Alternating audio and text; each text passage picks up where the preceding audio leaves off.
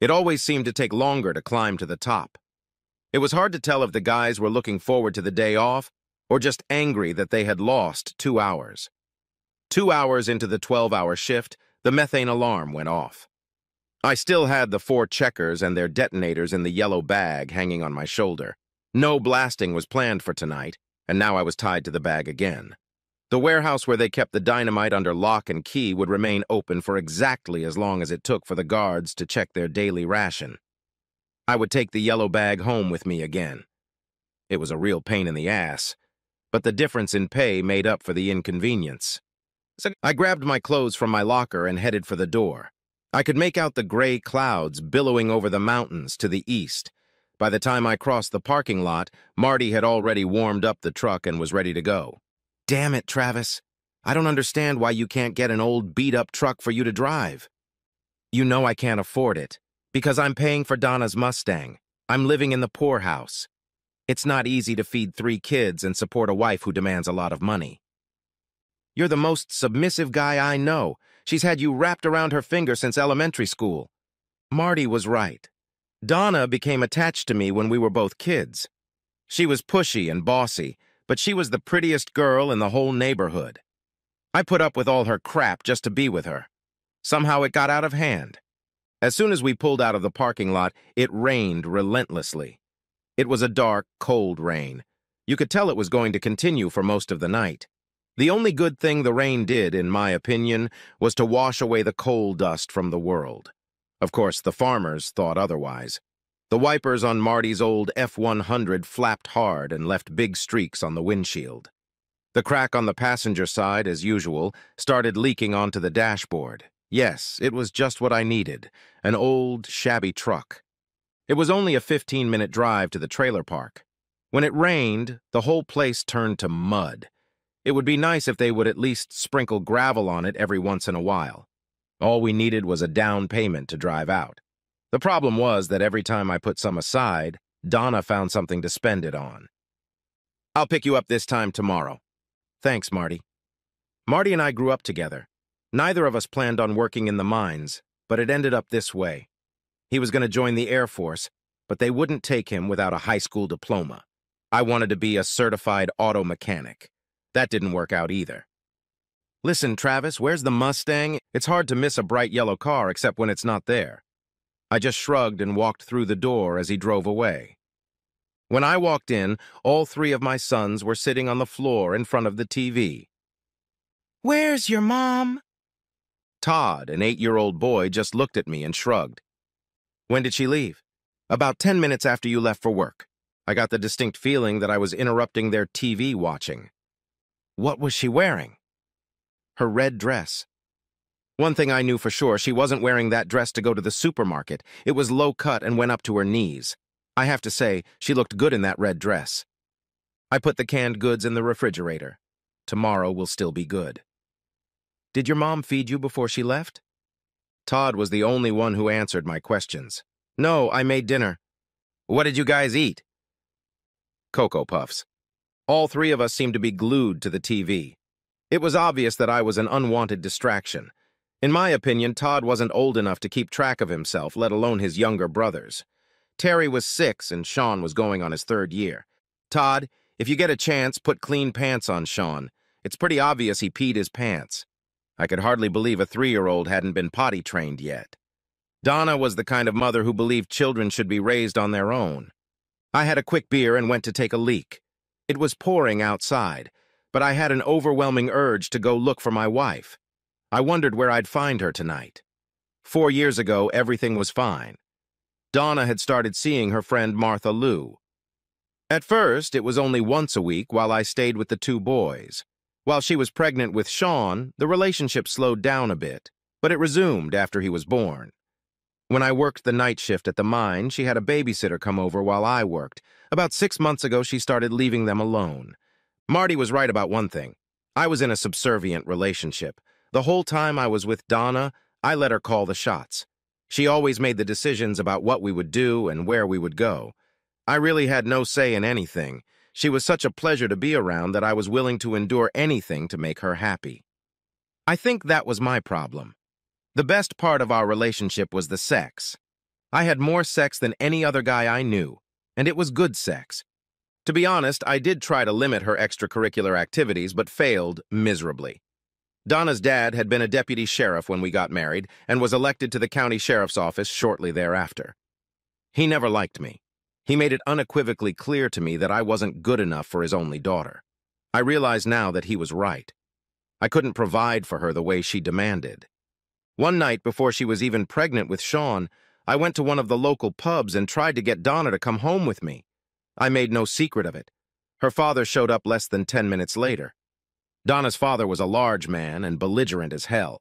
He pinned me against the wall in the middle of the bar and informed me in front of 100 people that if I ever touched his daughter again, he would beat the shit out of me. Donna managed to calm him down, and she did indeed leave with me. That was the last time we discussed her running around. After Sean was born, she seemed to enjoy doing it just to piss me off.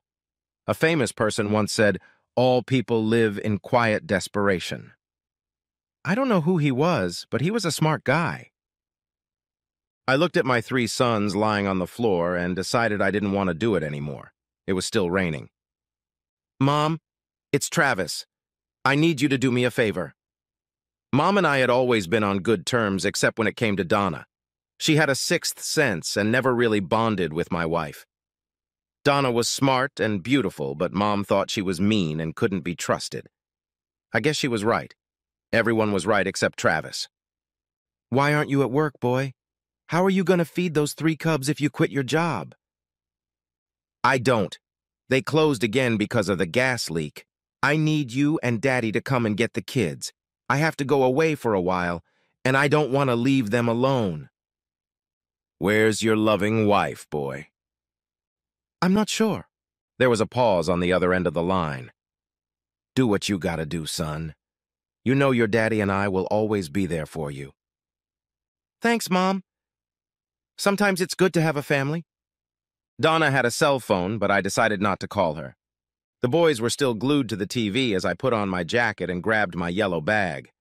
I pulled an old army poncho over my head and walked out into the rain. My sons didn't even seem to notice me leaving. Now I wished I had the old truck Marty had joked about. It was less than a kilometer from the trailer park to the main street. As soon as I stepped onto the pavement, the going got easier. Soon the rain made me feel even worse than I was. My poncho only reached my knees, so my jeans got soaked in the first 10 minutes. For some reason, my left sock ended up wet. I mentally made a mental note to wear waterproof boots again when I had time. The poncho kept my head dry, but the rain was whipping in my face. Every few minutes, I had to wipe off the water just to look out. Most of the bars, naturally, were on the other side of town. It was a strange town. There were railroad tracks on one side of the main street and stores on the other. Of course, the stores were closed now, that is, the ones that were still working. The streetlights were all working properly, and you could see the raindrops falling on the shop windows. 2 cars stopped and offered me a ride, but I just waved for them to pass. The southern part of the city ended just before the interstate highway. The last place that was still open was Joe's truck stop. There used to be a Joe's coffee shop here before the highway was paved. It served good food and hot coffee. The truckers loved it because diesel was always a few cents cheaper than the big guys. Between where I was and Joe's, there were at least a dozen bars and half as many motels. On a night like tonight, I didn't think Donna would want to drive too far. All I had to do was find a yellow Mustang. Too bad I couldn't afford to hire a cab to take me around town. The rain poured steadily. The thunder seemed to subside, but the water remained. The first 3 bars were small, dingy places where mostly older people sat and sipped from the same glass for an hour at a time. Donna wouldn't have frequented such establishments, but they were still worth checking out. I stood on the street and looked out the windows. The hot spots were further down the road, where neon lights seemed to flicker in the humid air. My left foot was soaking wet and starting to get a little cold. I moved on, scrutinizing the cars. They all seemed gray until you got within 50 meters or so. The night rain must be playing some kind of trick on your eyes. I'd never noticed it before. The traffic circle was the most popular spot in town. When Donna and I went out, we always ended up at the roundabout. I finally got to it after going through a few more cul-de-sacs. It was big enough that I was forced to go in. I stood at the end of the counter, soaking wet as a miserable dog. "Damn it, Travis, you look like shit! What the hell are you doing walking around in this weather?" Walt was a good bartender and owner of the carousel. He walked over to me with a smile on his face and held out a dry bar towel. "Don't move, Travis. I don't want to have to mop the whole damn floor." I wiped my face and ran the towel through my hair. Even with the hood of my poncho up, my hair was soaked through. When I handed the towel back to him, there was a dirty rag in its place. I looked around the room and saw only 100 people and Martha Lou. There were 2 guys with her, but it looked like she was alone. "She left about 20 minutes ago, Travis." I handed Walt the empty bottle and nodded, just to let him know I heard him and understood. "She was with Alvin Pittman. He usually goes to Whispering Pines because they have a parking lot out back." I threw the hood of the poncho back over my head, nodded to Walt again, and headed out the door. The rain had subsided, but it was still coming down. Lightning flashed far to the west, and the rolls of thunder had almost subsided. It was only a 10-minute walk to Whispering Pines. I caught myself shaking my left leg every 50 meters or so. The yellow Mustang was parked right next to Alvin's King Cab dual pickup. There were no lights on in the back parking lot. I guess there was a reason for that. I was only there for about 5 minutes. I was good at my job and proud of it. The walk back to the roundabout seemed to go much faster than the walk to Whispering Pines. The rain had turned to a fine drizzle, so I took off my poncho before I went in. It was obvious that Walt didn't know how to approach me or what to say. He was a good guy, and I know he didn't want to be remembered as the man who brought the bad news. He had no idea what I was up to. I smiled lightly at him to reassure him and asked the waitress to invite Martha Lou in. "What's up, Travis? Why the hell aren't you at work?" I could hear the sarcasm in her voice. It was all I could do not to punch her in the face. "Where is she, Martha Lou? Where the hell is she, Donna? And don't bullshit me." "Well, I think she's at home with your kids. Isn't that where she's supposed to be? Maybe you should go back there and mind your own business." Walt sensed the tension and handed me a beer, trying to lighten the mood a little. I drank half the glass and leaned into the bitch. "I'm going to find her and kill her, and any guy she's with. Do you understand?" Suddenly, all her arrogance was gone. Martha Lou seemed genuinely flabbergasted. That simple statement was completely against my character, and everyone in the neighborhood knew it. Walt looked a little shocked, but I noticed a slight smile appear on his face. I said, "Do you understand?" Martha Lou nodded, but didn't say a word. She was always quick with her lines, but not tonight. As she headed for her table, she looked back at me twice. I handed Walt the empty glass. He insisted on shaking my hand before he left. He'd never done that before. Across the room, Martha Lou was frantically talking on her cell phone.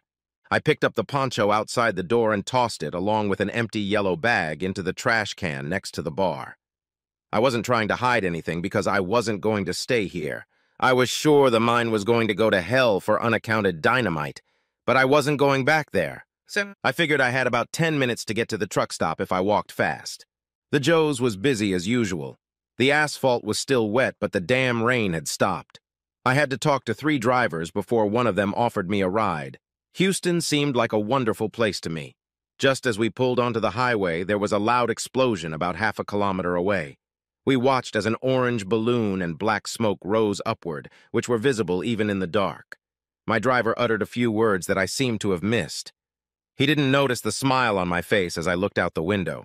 Afterward, I had no problem getting a job at the Pasta de Conchos mine near Palau. They were happy to get a certified blasting technician after losing several men. I seemed to have helped them fulfill some of their insurance requirements. The yellow Mustang disappeared without a trace, along with my beloved wife. They held a memorial service, but there was no casket. Alvin was thrown across the parking lot by the blast wave and ended up sprawled on the wall of a dumpster. I felt sorry for Alvin, but at least he had a funeral. I don't think I can go home again since there is no statute of limitations on what I did. Since blasting is a federal offense, the ATF is also interested in finding me. This summer, Mom and Dad are bringing the boys. At least I don't have to wonder anymore.